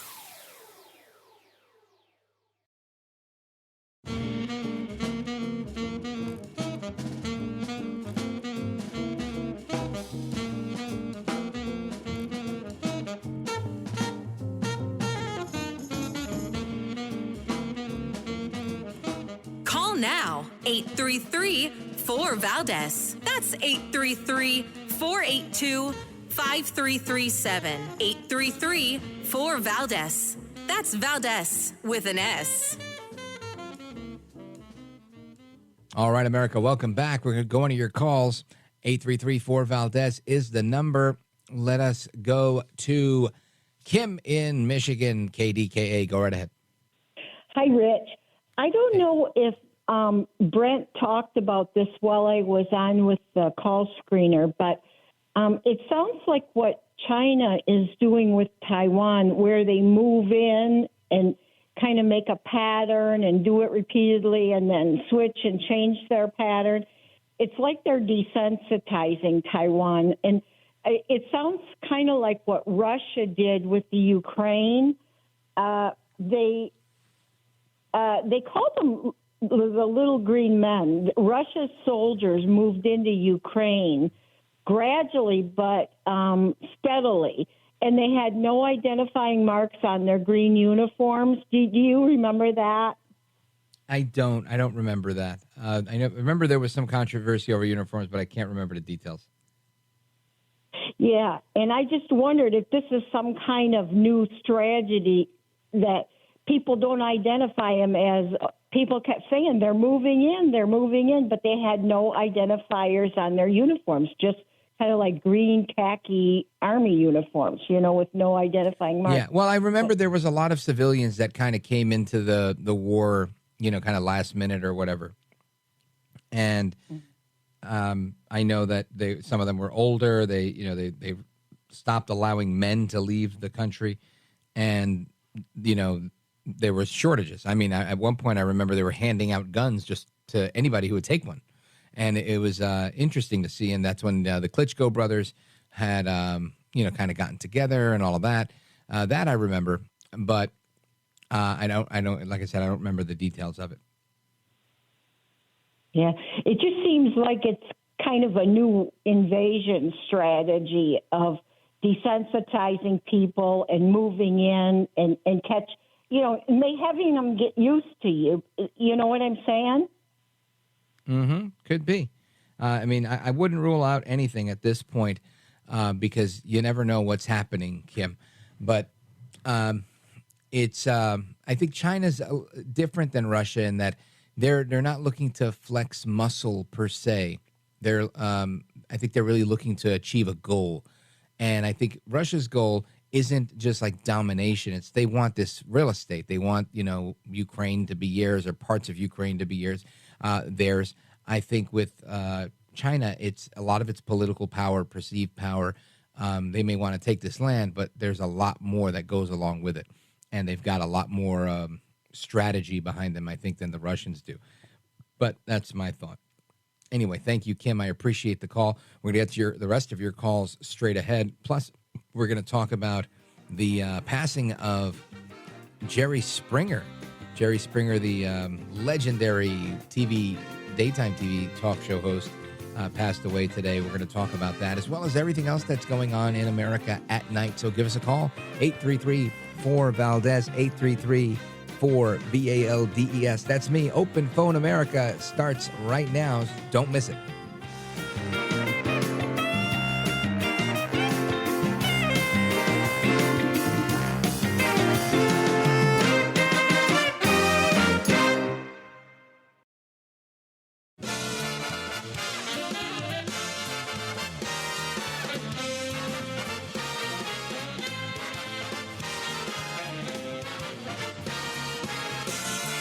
Live from the city that never sleeps. 17 miles from Madison Square Garden, New York City. It's America at Night with Rich Valdez. America's favorite late night talk program featuring interesting guests from around the world and calls from across America. And now, here is your host, Rich Valdez. Hi there, good evening, and what's up, America? I am Rich Valdez, Valdez with an S. This is the third hour of the program, and I want to welcome you to call us if you want to join the conversation. This is the Thursday night edition. Of course, it's already Friday morning, but hey, who cares, right? We're still live, we're still national, and we're still looking to speak with you. 833-4-VALDEZ, 833-4-VALDEZ. Now, I mentioned right before the break, there's a lot of news going on, and we discussed a lot of things. We discussed foreign policy, what's going on with China. There's a lot of provocation is the word I'm looking for, that's happening with China. They sent 38 warships to Taiwan, and we're going to see what happens. This is a developing story about 90 minutes ago. We've also got another breaking story from a little bit earlier. U.S. Army helicopter crashed in Alaska. We're going to get to that. And a couple other things we're going to talk about tonight. We've talked about the border, immigration, you name it. But I want to talk about Jerry Springer, because Jerry Springer passed away today. And let me tell you, a lot of people didn't like Springer. He was a liberal. He was a liberal politician, and then he became a liberal talk show host. But he was an amazing one. You know, whether it was being the king of raunch, the king of filth, you name it, the fighting and all that stuff. I thought Jerry Springer was just an absolute phenomenon when it came to doing what he did. and definitely made his mark when it comes to being a talk show host. So Gerald Norman Springer passed away today. And I have a clip of audio. You know, Springer always ended his shows with his final thoughts. And, like an epilogue, if you will. And these final thoughts were always interesting, and it was a take on the advice he was giving throughout the program. And I always enjoyed them, and we have a clip of one, and they were always heartfelt. You know, whether you liked them, didn't like them, whether you agreed or disagreed, they were always relatively decent advice. And we've got a couple of clips, but this one I want to play right now is one of Springer's final thoughts. Listen to this. You know, the sadness of a lost relationship is bad enough, but too often we add anger. I mean, how dare this person who so occupied my life and heart leave for somebody else? It's a theft, a personal assault, too much for our ego, and we lash out at who we lost and the person who took him or her. Now, I'm not suggesting it's easy to refrain from such feelings, but we have to know, as bad as those feelings are, it's in our own control as to how long we harbor them. The truth is, we don't want that person back.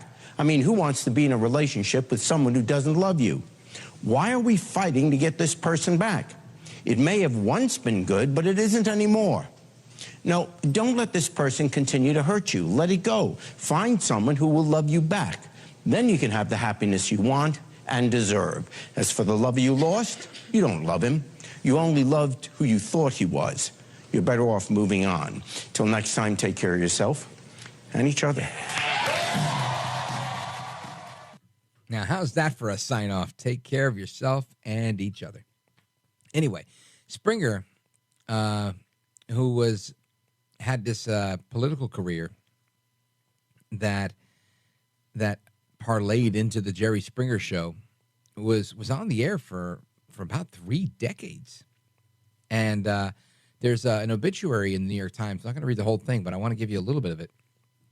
And it says, Jerry Springer, who went from a somewhat outlandish political career to an almost indescribably outlandish broadcasting career with the Jerry Springer Show, which by the 1990s was setting a new standard for tawdriness on American television, turning the talk show format into an arena for shocking confessions, adultery-fueled screaming matches, and not infrequent fistfights, died Thursday in suburban Chicago. He was 79.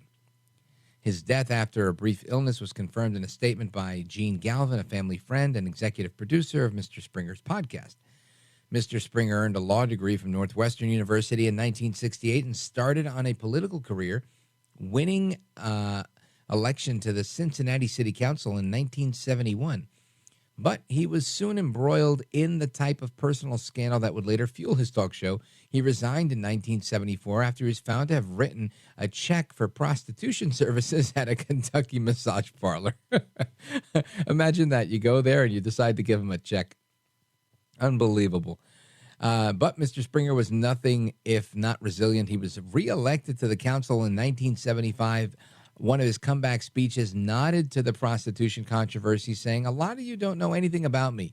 he said, according to the Cincinnati Enquirer. But I'll tell you one thing you do know. My credit is good.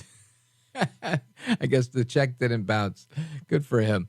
The elected mayor of Cincinnati was Jerry Springer in 1977. And in 1982, he ran for governor of Ohio, addressing the prostitution incident forthrightly and in a campaign advertisement as well.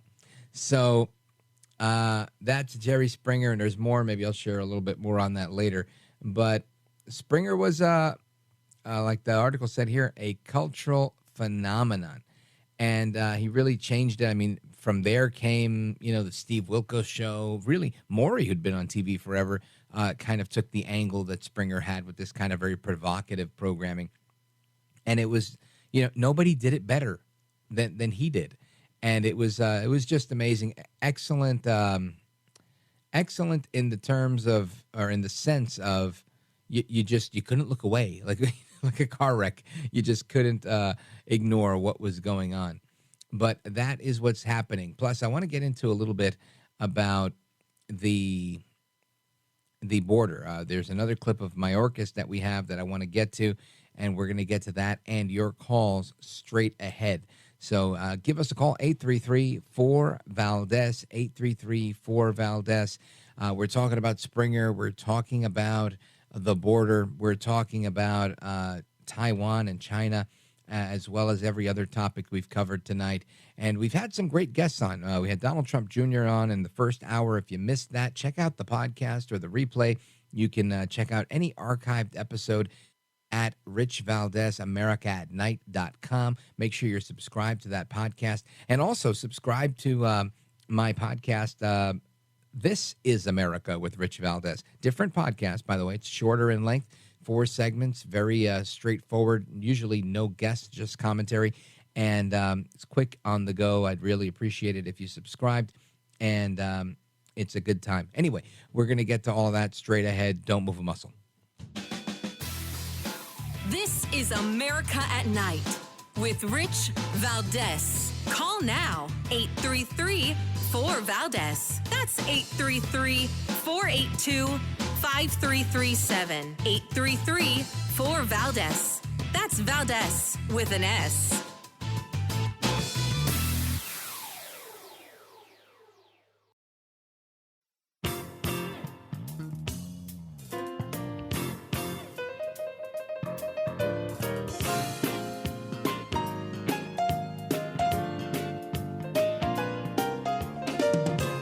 Rich Valdez, who, again, will do a fine job, and I know you'll enjoy listening to him. This is America at Night with Rich Valdez.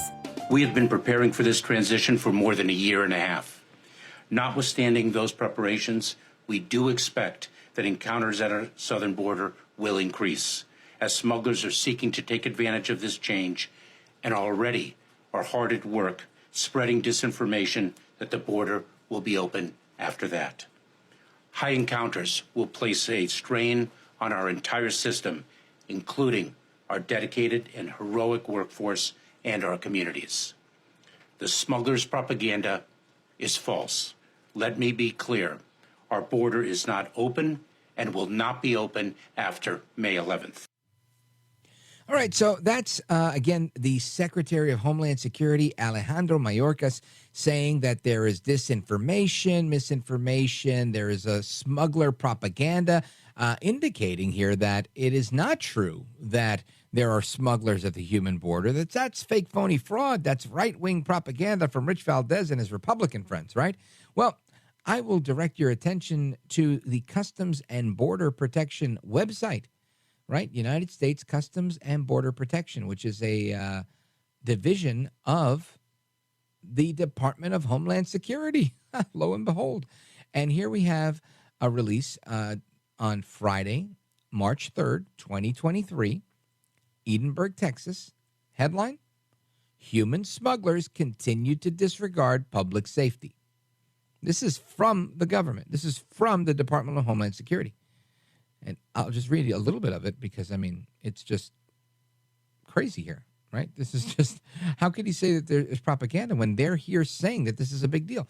Brownsville agents apprehended 4 migrants with the assistance of Air and Marine Operations, the Cameron County Sheriff's Office, and the Brownsville Police Department. Surveillance camera operators observed the vehicle load suspected migrants after they scaled the border fence. Agents attempted to stop the vehicle. Driver failed to yield. The helicopter located the vehicle parked in a residential area. The migrants are located nearby and arrested for being in the U.S. unlawfully.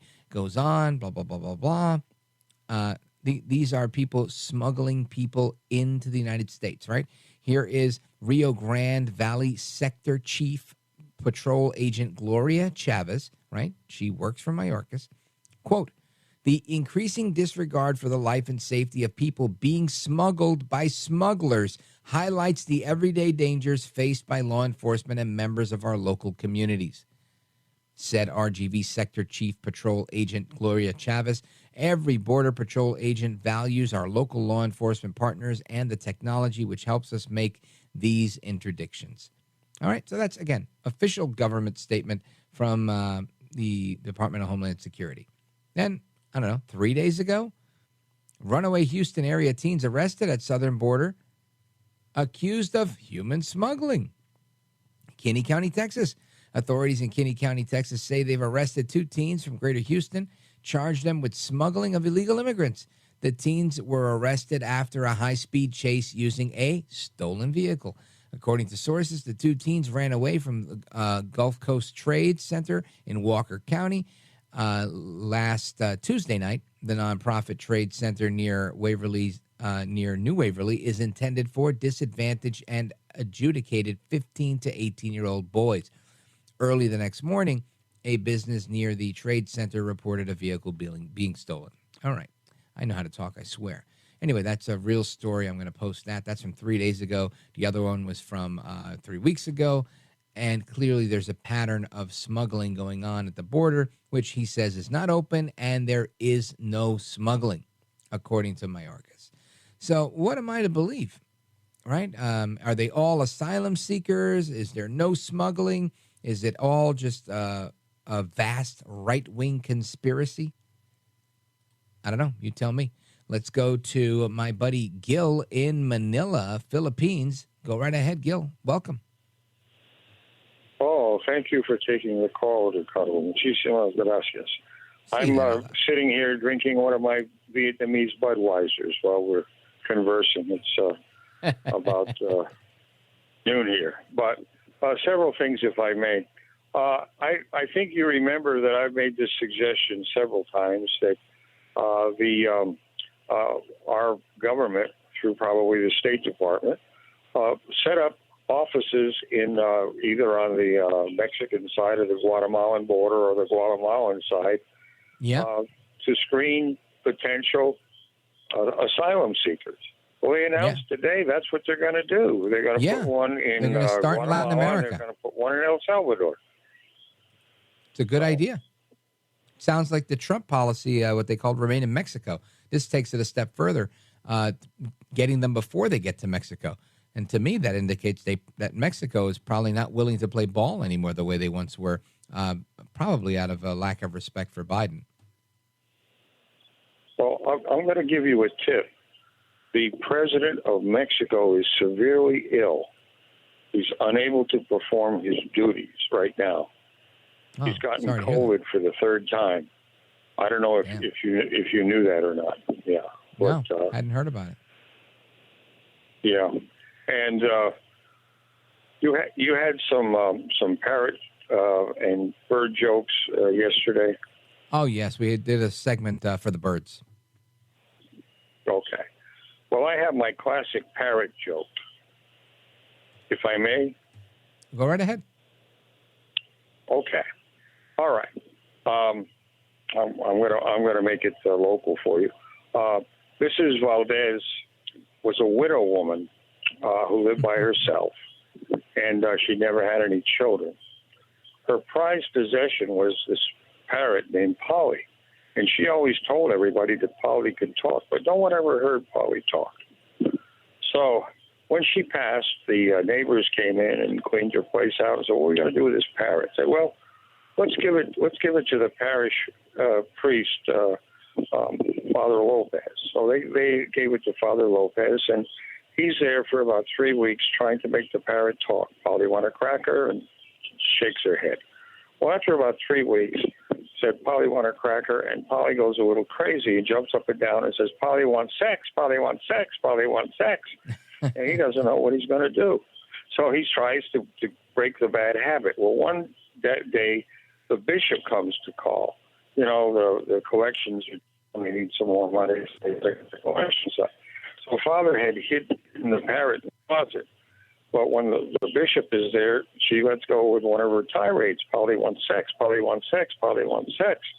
So the bishop said, what is this abomination you have, Father? You've got the convent over here with the nuns on one side, and you've got the girls' parochial school over here on the other side, and you've got this abomination.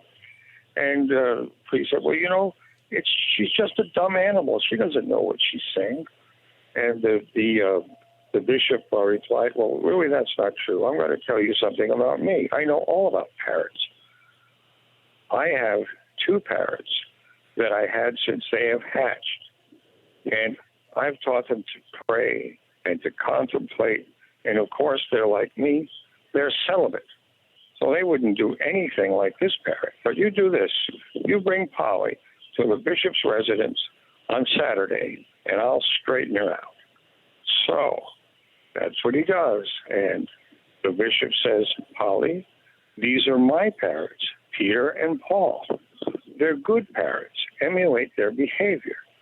So he puts Polly in the cage with the 2 male parrots. She sees 2 virile males, and she goes crazy again. Polly wants sex, Polly wants sex, Polly wants sex. Mm-hmm. So the 2 praying parrots, Peter and Paul, 30 seconds. Look to heaven, look at each other, and say, thank you, God, our prayers have been answered. So, hello? Yeah, we're going to run out of time, Gil. Okay, you didn't hear the punchline. No, I never do. You set it up so long, I always miss the punchline. It's my fault, not yours. Okay, well, they said to each other, thank you, God, our prayers have been answered. So anyhow. Thanks, brother. Yeah, I have ADD. If you don't get to the punchline in 15, 20 seconds, I'm already planning the next segment. Thank you, Gil. I appreciate it. And I'm glad you made that advice that Mayorkas followed, and hopefully it makes a difference at the border. I doubt it will. But that's how these guys tend to roll. Anyway, we're coming back to your calls and more. We're talking about Jerry Springer, his life and legacy. Bud Light spending more money in the wake of the Dylan Mulvaney controversy. They got to spend on marketing now because they're losing market share. Plus your calls and more, 833-4-VALDEZ. We're coming right back to all of you. Don't go anywhere.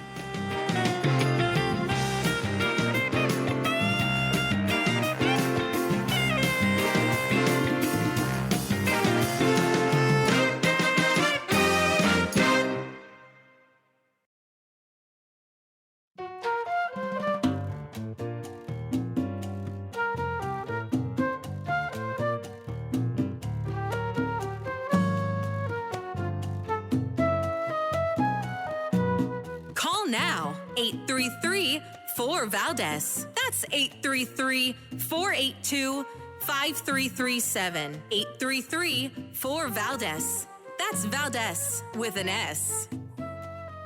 All right, America, welcome back. Donald Trump has a new nickname for Hillary Clinton. We're going to get to that in a moment.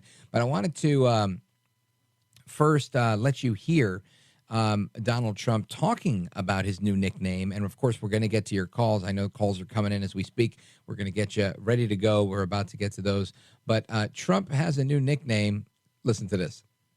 I will be retiring the name Crooked from Hillary Clinton and her moniker.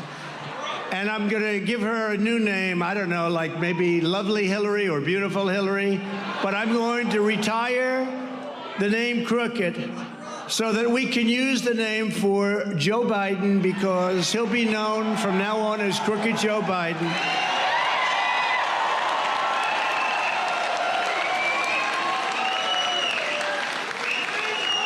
You would think that Hillary would be very happy today. She's out there someplace celebrating. Because there's never been anyone in the history of American politics so crooked or dishonest as Joe Biden. And the press absolutely refuses to report it, all that press back there. Because, frankly, they're just as crooked as he is, and they are. They're just as crooked. So that's former President Trump at a rally in New Hampshire on Thursday. Earlier today, I'm going to give her a new nickname, he says. The crowd in Manchester seemed to really enjoy the new nickname of Crooked Joe. And, of course, you know, on this program, his name is Joe El Baboso Biden. But Trump seems to be alive and well and kicking on the campaign trail, while Joe Biden seems to be forgetting what's going on. He's got a fugitive in Hunter Biden in his house who's avoiding being served with paternity papers, and you just can't make this stuff up. Let's go to the phones. Let's go to Reb, Lakewood, Colorado, KRVN. Reb, go right ahead. You're on with Rich Valdez. This is U.S. Pentagon First Team Bubba Scout Reb. I'm the spokesperson. We're here, and we're federal witnesses to the top of the U.S. government for the use of public law to put an end to this border World Health Organization shutdowns, United Nations scam on How the are you United doing that? States. And what's left of. Oh, we're going to bring in force under the law, and we're going to quarantine here and the border because it's our continent. I'm sorry, what are you bringing in? Theirs. It's not U.S. troops. It's under law. Read about it. 109-364. I'll do that. Thanks for calling my show to give me a bunch of numbers. It would have been nice if you wanted to have a conversation. Instead, you sound like a drunk crazy. It's a Reb in the Pentagon, and I got the paper, and I got the paper. All right, let's try somebody a little more serious, shall we? Matt, Eastern North Carolina, WTKF. Go right ahead. Hello, Rich. I'm the brother. CAO who can't miss your show. I told Art. I appreciate that. Now, thank you. Make my own schedule, and I won't miss your show. Furthermore, you're I a told good man. Art, thank you. I talked to Cash Patel technically Thursday afternoon. You know who he is. I heard him on your show, I believe. Sure, yeah. We've had him on several times. Cash is a good man. Right. Yes. And we talked about the 25th Amendment and getting Biden out of the White House for not defending the country. And as someone else, I can't mention other shows, I understand, because I'm a CAO. And he was filling in for another host. And he said how complicated it is. I said, yes, sir, I know. His old cabinet has to turn against him. Now, did you know, Rich, a elementary school child, I don't know if it's third or fourth grade, just yesterday, heard him say, Mr. President, do you know what country you were in last week? And Joe Biden said, no, I forgot. Yeah, I know. What do you think? He forgot that he went to Ireland. He forgets what country he's in. And then he tells the other kid, he tells him, we got to make sure everybody pays their fair share in Texas. I mean, Joe is he's off his rocker, man. You gotta. I love the old people. I have respect for my elders, but Joe Biden is no bueno. Joe El Baboso Biden's got to go. I got you, but I can't miss your show, brother. Thank you, Matt. I appreciate it. Big shout out to everybody near Eastern North Carolina and listening on WTKF. Always appreciate hearing from you, Matt. Let's continue from North Carolina to Jersey City, New Jersey, listening on Rich Valdez, AmericaAtNight.com. Jeff, go right ahead, brother. You're on with Rich Valdez. Welcome. Rich, good to talk with you. Likewise. Yes, finally, I've been touching base with you, and I'm a fan of when you were, with the great one. I can't miss his show. It's too bad you didn't get that slot after him, but you are where you are, and I found you. Well, we're on about an hour after he is, so you get a chance to grab something to eat and then check in with us 10 o'clock Eastern. There you go. And you know what? I mean, and stay, make yourself visible, the reminders on the internet, whatever you have to do, But I love your show. I love when you filled in for Mark, and thank you. I'm enjoying it now. And you know what? To follow up on the previous caller, Biden, the guy isn't rich. I got a question, serious now. Is there a law once a president is not suitable? I mean, we saw Roosevelt with the polio or what have you. Maybe Wilson had a stroke or something. But isn't there a law that says once the president... Actually, the law says that the only thing they have to be is 35 years old and an American citizen. Now, the mechanism that the founders, in their great wisdom, put in place is the 25th Amendment to get rid of Biden, and I don't see that happening, at least not yet. Hopefully, it'll happen soon. I would love, everybody's like, oh, no, then we get Kamala. I can't think of a better scenario for Republicans, for America, than Kamala Harris as president of the United States. Being ascended from the vice presidency to the presidency, this would be phenomenal. Honestly, it would be phenomenal. This woman is so bad at just about everything she does that she makes Joe Biden look okay sometimes. And I think that this would be probably the person that you could most easily beat would be Kamala Harris. So I would love to see it happen, but I think they know full well that she's more of a liability than Joe is, and that's why they keep her under wraps. She's not going anywhere, and she's not going anywhere really, really fast. I would love to see that happen, but I just don't think it does. But no, there's nothing stopping anybody. Matter of fact, even Supreme Court justices, there was some instances with mental illness and I guess what we call now Alzheimer's or dementia. But back in the days, there was, I forget which justice, but there was a lot of questions about their mental fitness because they felt at the time they were senile. And again, it's a lifetime appointment, and you cannot remove one of these justices. And it's, there's some formal process, but again, they weren't going to do it. And it was a point of contention back in the days. So yeah, no formal process other than the 25th Amendment. And I would love to see it happen. And Jeff, thank you for your kind words. Thanks for tuning in. Of course, if you're in Jersey City, you're listening online or you're listening to WFAS out of New York. And either way, I appreciate the call. We're going to continue with your calls and more straight ahead. Don't go anywhere. This is America at Night with Rich Valdez.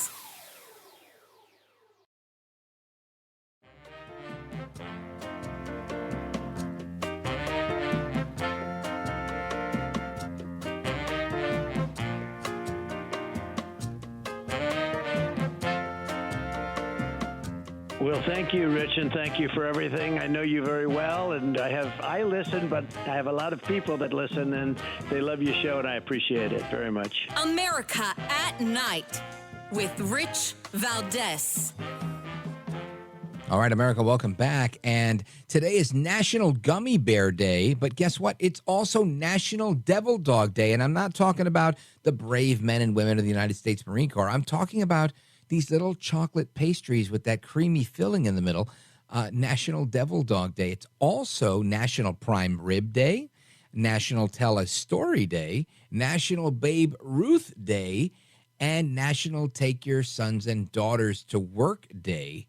And this is all part of a week known as National Lesbian Visibility Week. Now, if you think I'm making it up, I'm not. I've got the proof. I got the receipts. I've got KJP, Karine Jean-Pierre at the White House. Listen to this.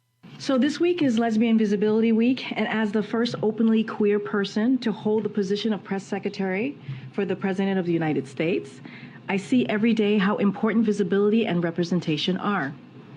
Today, I'm honored to welcome the cast of The L Word and Generation Q, two Showtime series that chronicle the friendship, the love, the challenges, and the triumphs of strong, funny, and resilient queer women.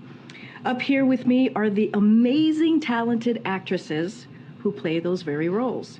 Jennifer Beals, Leisha Haley, and Catherine Menig, and the show's co-creator, writer, and executive producer, Eileen Shaken.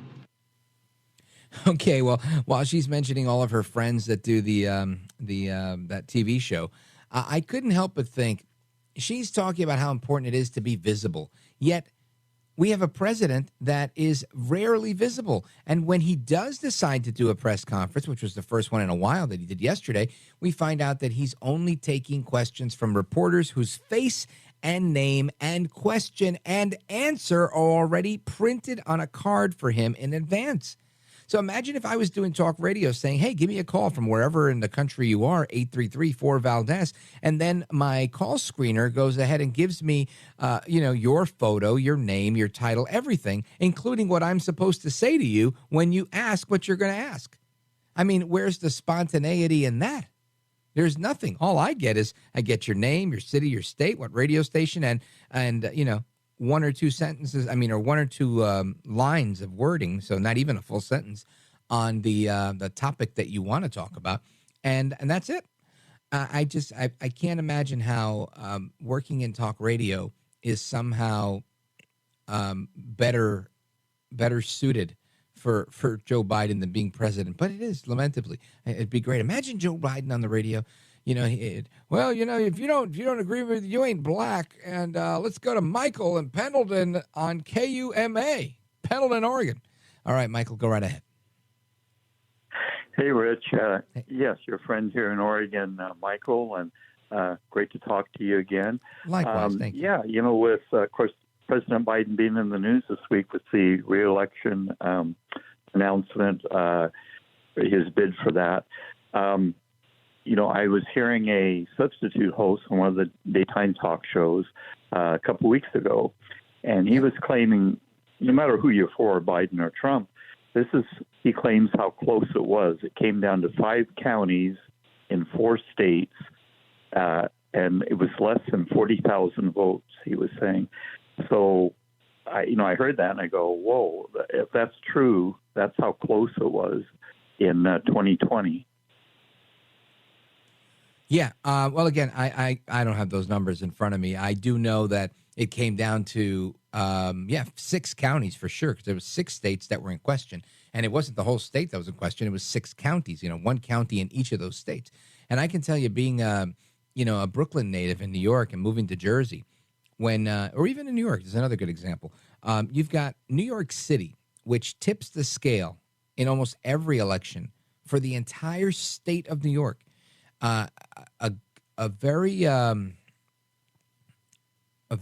rural state, right? New York has a lot of upstate region, a lot of hunters. There's farms up there, but defined by this one small city, small piece of landmass with a massive amount of people that populate this little landmass. Same thing in Jersey. You've got Essex County, but more poignantly, Newark, New Jersey, which has a ton of people. You've got another huge city, Camden, New Jersey. These cities, which are largely Democrat cities and historically Democrat cities, they swing entire elections in many cases in New Jersey on a statewide level.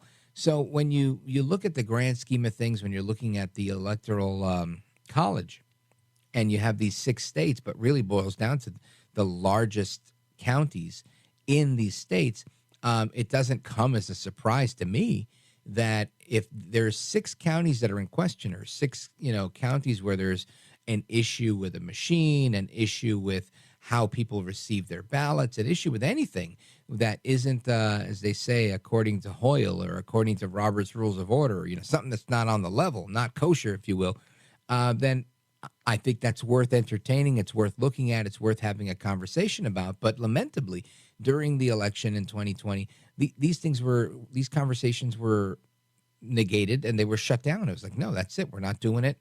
Punto y final. Period. The end. It's over.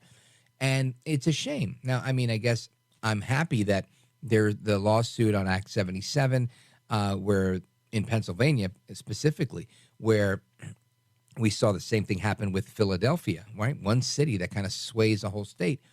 When we saw this happening in Pennsylvania, there was issues that were brought up, but they actually addressed those issues, and they decided to hear those cases a little bit later. And after rejecting the case, they decided to listen to the case, and they're admitted, or at least come to the conclusion that yes, the United States federal Constitution allows for the state legislature to determine the time, the place, and the manner of an election. That is, the election law comes from the legislature, the part of our government that's closest to the people, those that directly represent the people, not the executive branch. So the decision in Pennsylvania to have the mass balloting that was made by the Secretary of State and by way of a lawsuit from, incidentally, Hillary Clinton's former campaign lawyer, who brought that suit, and was decided in the state Supreme Court and became, that was the ruling. Sure, go ahead and do balloting, mass balloting for everybody in the name of COVID. That was deemed unconstitutional against both the federal constitution and against the constitution of the state of Pennsylvania. But that they don't even look at that if they were willing to look at it. They were able to look at it and come to this conclusion that this was going against the rules only because they decided to finally look at it after the fact. So they're not changing the clock. They're not turning back the hands of time. But at least in Pennsylvania, they've made some corrections. And some other states have made changes with that as well. But that's where we are with that, Michael. I'm getting the cue in my ear that I have to go to break, so I'm going to do that. Thanks for the call. Big shout out to KUMA in Oregon. And we're going to get to the rest of your call straight ahead. Don't move a muscle. This is America at Night with Rich Valdez.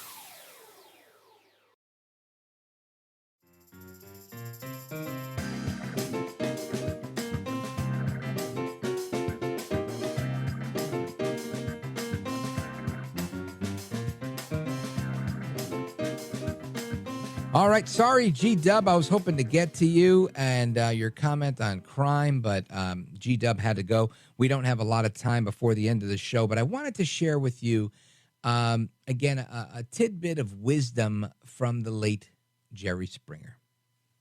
Life is 99% luck. Yeah. You know, and we should all be really, really grateful. Never put up with a person saying, I made it on my own, why can't they? Right.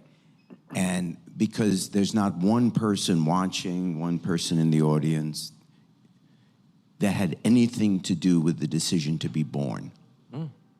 So you didn't have anything to do with the decision to be born, to whom you'd be born, in what era, to what parents, with what kind of a brain, with what kind of health, with what kind of environment.